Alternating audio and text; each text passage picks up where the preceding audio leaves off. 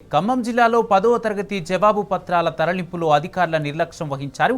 ఖమ్మం జిల్లా head post ఆఫీస్కు answer sheets తరలించే క్రమంలో సరైన జాగ్రత్తలు పాటించలేదు. పార్సల్ చేసిన బ్యాండిల్స్ బస్తా చిరిగిపోవడంతో జవాబు పత్రాలు నలిగిపోయాయి. జవాబు పత్రాల మూల్యాంకనంలో విద్యార్థులకు అన్యాయం జరిగే అవకాశం ఉంది.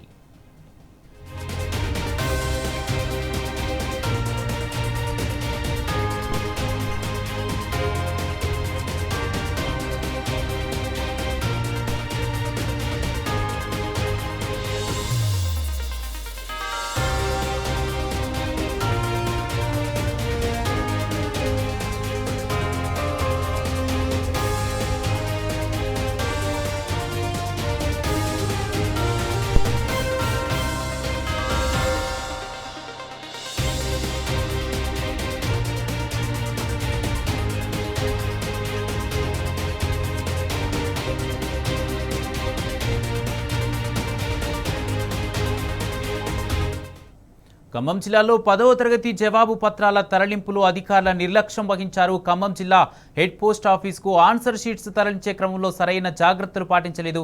ఇదే అంశానికి సంబంధించి పూర్తి అప్డేట్స్ మా ప్రతినిధి సాంబా అందజేస్తారు. సాంబా, కుమార్, 10వ తరగతి పరీక్షలు జరుగుతున్నటువంటి నేపథ్యంలో పోస్టల్ అధికారుల నిర్లక్ష్యం నిర్వాహం కారణంగా విద్యార్థుల యొక్క భవిష్యత్తు ప్రశ్నార్థకంగా మారే ప్రమాదంలో పడింది. సహజంగా పరీక్షా పత్రాలన్నింటినీ కూడా తరలింపు కావచ్చు, జవాబు పత్రాలు కావచ్చు, ప్రశ్న పత్రాల తరలింపులో కావచ్చు, సెక్యూరిటీతో కూడినటువంటి భద్రతా ప్రమాణాల మధ్యన తరలించాల్సి ఉంటుంది. కానీ ఖమ్మం జిల్లాలో వెలికి చూసినటువంటి ఘటన మాత్రం అధికారుల యొక్క నిర్లక్ష్యాన్ని బయట పెట్టే విధంగా కనపడుతుంది. నిన్న 28వ తారీఖు నిన్న జరిగినటువంటి ఫిజిక్స్ ప్రశ్నాపత్రానికి సంబంధించినటువంటి ఆన్సర్ షీట్ల తరలింపు వ్యవహారంలో ఇప్పుడు నిర్లక్ష్యం బయటకు వచ్చింది. సహజంగా ఇప్పటి వరకు మనం విద్యాశాఖ అధికారులతో మాట్లాడడం జరిగింది. సెంటర్లలో నిర్వహణ చేసేటువంటి అధికారులతో మాట్లాడి ఈ ఆన్సర్ షీట్లకు సంబంధించినటువంటి తరలింపు ఎట్లా ఉంటుందనేటువంటి అంశాన్ని ఎంక్వైరీ చేసినప్పుడు వాళ్ళు స్పష్టంగా చెప్తున్నారు. సూపరింటెండెంట్ ఏదైతే ఎగ్జామినేషన్ సెంటర్ సూపరింటెండెంట్ అట్లాగే డిఓ డిపార్ట్మెంటల్ ఆఫీసర్ ఇద్దరు దీనికి బాధ్యత వహించి అక్కడ సేకరించినటువంటి విద్యార్థుల యొక్క జవాబు పత్రాలను కన్సర్న్ డిపార్ట్మెంట్ ఇచ్చినటువంటి జిల్లాకు వాటిని పంపించాల్సి ఉంటుంది. అట్లా పంపించినప్పుడు వాటిని సీల్ చేసి ప్రభుత్వం ఇచ్చినటువంటి నిబంధనల ప్రకారం సీల్ చేసి పోస్టల్ డిపార్ట్మెంట్ కు హ్యాండ్ ఓవర్ చేయాల్సినటువంటి అవసరం ఉంటుంది. ఇప్పుడు ప్రస్తుతం మనకు చినిగిపోయినట్టుగా చెప్తున్నటువంటి ప్రశ్నాపత్రాలు ఖమ్మం జిల్లా కారేపల్లి మండలం పరీక్షా కేంద్రం నుంచి వరంగల్ జిల్లాకు కేటాయించారు. ఇక్కడ రాసినటువంటి జవాబు పత్రాలను వరంగల్ జిల్లాకు షిఫ్ట్ చేయాలంటూ అధికారులు ఇచ్చినటువంటి టాస్క్ ని బేస్ చేసుకుని అక్కడ ఉన్నటువంటి సూపరింటెండెంట్ అట్లాగే డిఓ ఇద్దరు కూడా సీల్ చేసి ఆ బండిల్ ను పోస్టల్ శాఖకు సంబంధించినటువంటి అధికారులకు అప్పచెప్పడం జరిగింది. ఈ పోస్టల్ శాఖ అధికారులు దీన్ని జిల్లా కేంద్రానికి తరలించి అక్కడ నుంచి ప్రత్యేకమైనటువంటి వెహికల్లో ఏ జిల్లాకు కేటాయించారో ఆ జిల్లాకు తరలించాల్సినటువంటి విధానం పాటించాలి. కానీ ఇక్కడ జరుగుతున్నటువంటి ప్రక్రియ ప్రకారం పబ్లిక్ ట్రాన్స్పోర్ట్ లో కానీ లేదంటే బండ్లు ఆటోలలో కానీ లేదంటే సెక్యూరిటీ లేని ఎలాంటి వాహనాల్లో కూడా ప్రశ్నాపత్రాలు కానీ జవాబు పత్రాలను కానీ తరలించకూడదని ప్రత్యేకమైనటువంటి నిబంధన ఉన్నది. కానీ ఇవాళ అధికారులు చేసినటువంటి విధానం చూస్తే కనుక వీటికి ఒక రక్షణ లేకుండా పోయింది. ఆ తరలించేటువంటి బండిలకు సంబంధించినటువంటి బస్తా చెరిగిపోవడంతో పేపర్లు బయటపడ్డట్టుగా కూడా స్పష్టంగా కనపడుతుంది. కొన్ని పత్రాలు కొన్ని ఆన్సర్ షీట్లు నలిగిపోయినట్టుగా కూడా చెప్తా ఉన్నారు. నిజంగా ఆ ప్రశ్న పత్రాలు నలిగిపోయి డ్యామేజ్ అయ్యి ఉంటే కనుక మూల్యాంకనం ఏదైతే పేపర్ కరెక్షన్ చేసేటువంటి పరిస్థితులు ఉంటాయో అప్పుడు ఆయా విద్యార్థులకు నష్టం జరిగేటువంటి ప్రమాదం కూడా లేకపోలేదు.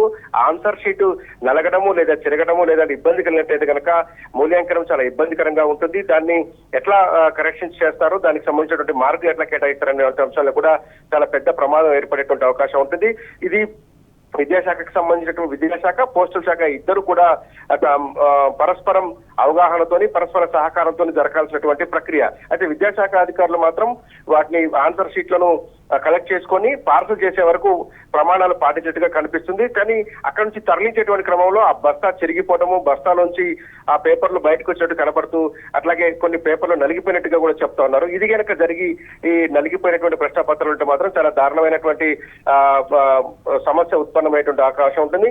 అట్లాగే కస్టోడియన్స్ ఎవరైతే సెంటర్లకు నిర్వాహకులుగా ఉంటారో వారికి ప్రభుత్వం వాహనం కూడా సమకూరుస్తుంది. అంటే ప్రశ్నపత్రాల తరలింపు లేదా జవాబు పత్రాలను తరలింపుకు సంబంధించినటువంటి అంశంలో కస్టోడియన్స్ ఎవరైతే ఉన్నారో వారికి వాహనాన్ని కూడా ప్రొవైడ్ చేస్తారు. మరి ఈ సందర్భంలో ఈ వాహనంలో ఎందుకు తీసుకురాలేకపోయారు, వీటిని ఇంత నిర్లక్ష్యంగా ఎందుకు తరలిస్తున్న అంశం మీద పోస్టల్ శాఖ సమాధానం చెప్పాల్సి ఉంటుంది. ఎందుకంటే విద్యార్థుల యొక్క భవిష్యత్తుకు సంబంధించినటువంటి అంశం ఇది. ఎంత సంవత్సరం పాటు కష్టపడి చదివినటువంటి విద్యార్థులు పరీక్ష రాసిన తర్వాత ఆ జవాబు పత్రాలను తరలించేటువంటి అంశాలను కూడా కనీసము జాగ్రత్తలు పాటించకపోవడం ఇటు విద్యాశాఖ కావచ్చు, అటు పోస్టల్ డిపార్ట్మెంట్ కావచ్చు, ఇద్దరు కూడా ఇక్కడ నిర్లక్ష్యం వహించినారని చెప్పుకోవచ్చు.